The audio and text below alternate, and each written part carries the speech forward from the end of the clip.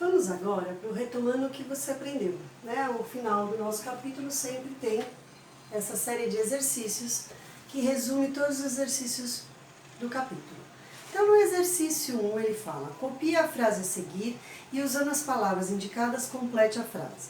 Então, olha lá, para somarmos frações de denominadores diferentes, encontramos as frações equivalentes, as frações dadas.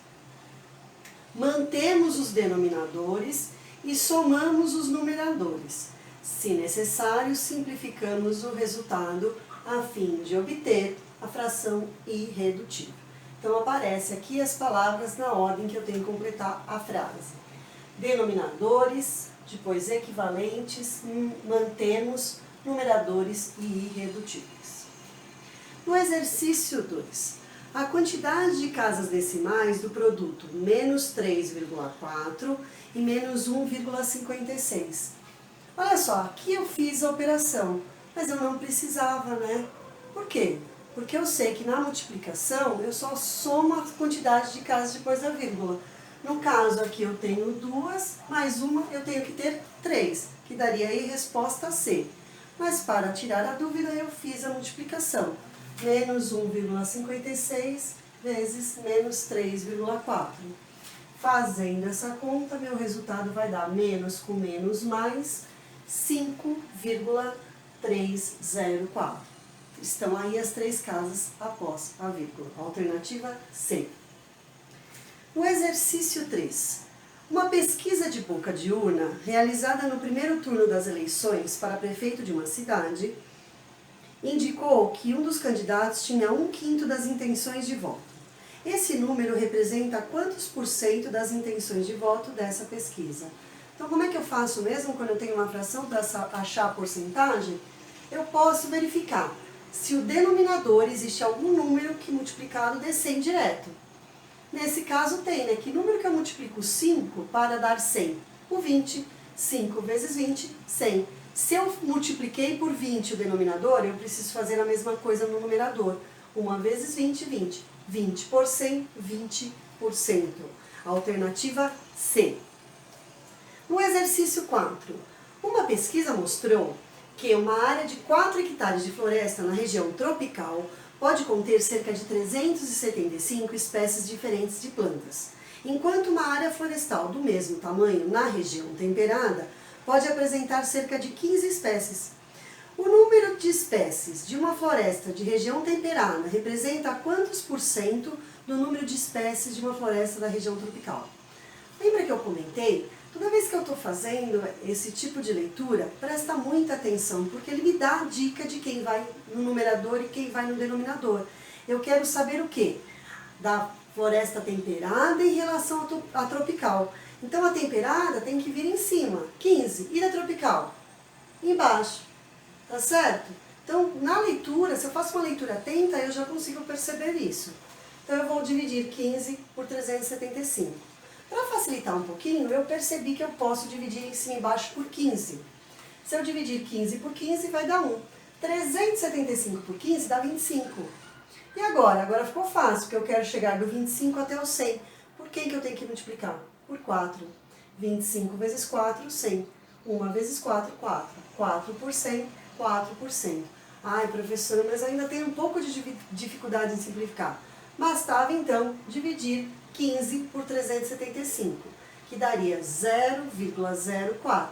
Como é que eu passo? Do decimal para a porcentagem, multiplico por 100%. Daria os mesmos 4%. No exercício 5, ele quer calcular 30% de 40% de 50% de um número representa quantos por cento desse número? Então, lembra? D vira multiplicação. Então, 30% vezes 40% vezes 50%. Escrevo na forma de fração. Lembrando que eu não posso multiplicar número com o símbolo de porcentagem. 30 por 100, 40 por 100, 50%. Já posso cortar um zero em cada um deles. E aí vou multiplicar 3 vezes 4, 12 vezes 5, 60. 10 vezes 10, 100 vezes 10, 1000. 60 por 1000. Posso cortar um zero em cima e embaixo. 6 por 100, 6%, que dá aí a nossa alternativa D, de dado. No exercício 6, muito cuidado, tem uma pegadinha aí. Tarcísio tomou emprestado R$ 2.400 do banco e vai pagar o empréstimo em 6 vezes, com juros simples de 4% ao mês. A quantia que Tarcísio pagará de juro por mês será. Então, olha só, o capital 2.400, o tempo seriam 6 vezes, né, 6 vezes, e a taxa 4%. Como é que eu calculo mesmo o juro? O juro é o CIT, capital vezes taxa vezes o tempo. Então, vamos lá, montei aqui a nossa equação. 2.400, 4%, vezes 1. Mas por que eu coloquei 1? Porque ele quer saber por mês, ele quer saber só de um mês. Os outros vão ser iguais. Então, eu não vou multiplicar por 6 para dividir por 6. Então, eu já posso colocar direto num mês só. Então, fica 2.400 vezes 4%. Posso simplificar, né? Os zeros dos dois de cima com os dois de baixo. 24 vezes 4. Então, por mês, ele paga de juro 96. Alternativa C de casa. No exercício 7, encontre as frações geratrizes das dízimas periódicas a seguir. Olha lá, na letra A, 3,7777. Agora eu usei o método simplificado. Né? Eu já sei que eu vou ter que multiplicar por 10, vai ficar 37. Vou ter que fazer uma menos a outra, 37 menos o 3. Né? No caso é uma dízima simples, então eu só preciso passar a dízima periódica para antes da vírgula. Então eu já fiz a conta direto, ó. 37 menos 3, 34. Aí eu tinha 10x menos 1, 9x. 34 sobre 9. Se você ainda tem dificuldade de perceber isso rapidamente, faz as equações. Equação 1, equação 2, a equação 2 menos a 1. E aí você vai chegar na mesma fração que eu cheguei. Olha aqui, na letra B, 0,2555. Essa é uma dízima periódica composta, mas também dá para usar o artifício. Olha lá, vou passar a dízima e o período, 25. Passei só o anteperíodo, perdão. Vou passar o anteperíodo e a dízima, 25. Depois vou passar somente o anteperíodo, 2. 25 menos 2, 23. Sei que eu vou ter que multiplicar por 100 e por 10. 100 menos 10, 90. 23 nonagésimos. Continuando os exercícios da página 36 e 37. Estou no exercício 7, letra C. Então, eu tenho aqui uma dízima periódica simples. Então, eu vou fazer pelo método simples. Eu vou ter que passar a dízima para antes da vírgula e depois subtrair do número original. Multiplicando por 100, porque eu tenho aqui dois números, a minha dízima aqui é 18, vai ficar 1.218, negativo. Menos 12, mais 12. Menos 1.218 mais 12, menos 1.206. Não são duas casas de dízima, né, do meu período? Então, é 2 noves, 99. Então, minha fração ficou menos 1.206 por 99. Só que eu consigo dividir em cima e embaixo por quem? Por 9. Né? Somei os números aqui, deu 9. Então, eu consigo dividir por 9. Se eu dividir por 9 em cima e embaixo, 1.206 dividido por 9, 134. 99 dividido por 9 dá 11. Cuidado que no livro ele não fez a divisão, ele deixou a fração sem ser fração irredutível.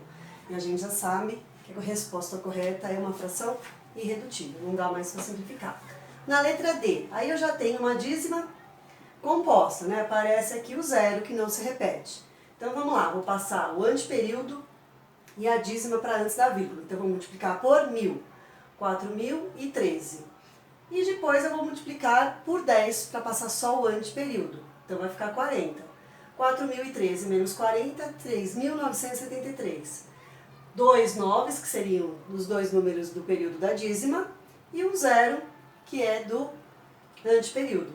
Então, minha fração resultou em 3.973 por 990. Se você ainda tem dificuldade de fazer assim rapidamente, pode montar as duas equações sem problema nenhum. No exercício 9, é da Universidade Federal de Minas Gerais. No período de um ano, certa aplicação financeira obteve um rendimento de 26%. No mesmo período, porém, ocorreu uma inflação de 20%. Então, é correto afirmar que o rendimento efetivo da referida aplicação foi de... Então, para facilitar os cálculos, eu disse que eu tinha um capital de 100, vou investir a juros simples esse meu capital, que ele falou que é 26% ao ano. Olha lá, pus a nossa formulinha, juro é o CIT, R$100, 26% ao ano, a taxa e o tempo, um ano.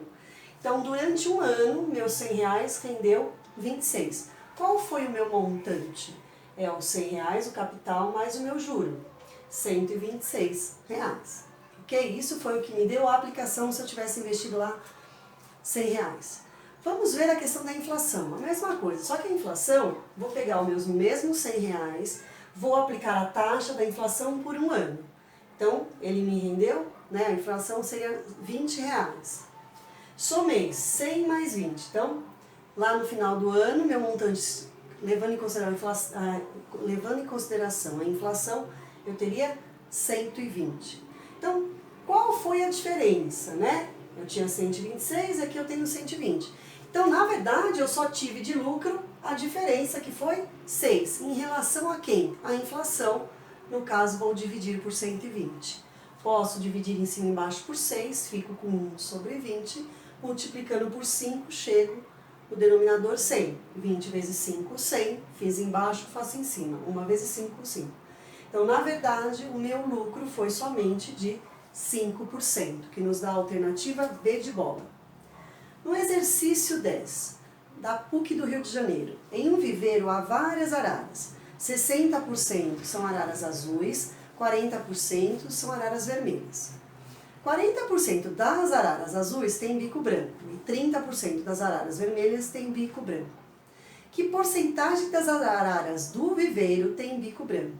Então eu preciso calcular 60% das araras azuis, que é o total de araras, e depois desses 60%, somente 40% tem bico branco. Então eu quero calcular 60% de 40%. Simplifiquei em cima e embaixo por 10, né? 60 por 100 ficou 6 décimos, 40 por 100, 4 décimos. Multiplico 6 vezes 4, 24, 10 vezes 10, 100, 24%. Essas são as araras azuis de bico branco. E as vermelhas? Então eu vou multiplicar 40% de 30%. 40 por 100, 30%. Posso simplificar, corto um zero em cada uma, em cima e embaixo. 4 vezes 3, 12. 10 vezes 10, 100. 12%. Então, qual que é o total de araras de bico branco no viveiro? 12% mais 24%. Vou ter um total de 36%, que nos dá a alternativa D de dado. E a última questão aí dessa página da Saresp São Paulo. Uma pesquisa publicada pelo jornal Folha de São Paulo levantou a parcela da população chamada de excluída. São pessoas que, em geral, não completaram o primeiro grau e vivem em famílias com renda inferior a R$ 1.200. Constatou-se que essa parcela corresponde a 60% da população. Qual é o gráfico que melhor representa essa situação? Então eu vou ter que olhar lá nos gráficos, nessas 4 alternativas que aparecem, e aquela que tem mais que 50%, né? No caso estou falando 60%.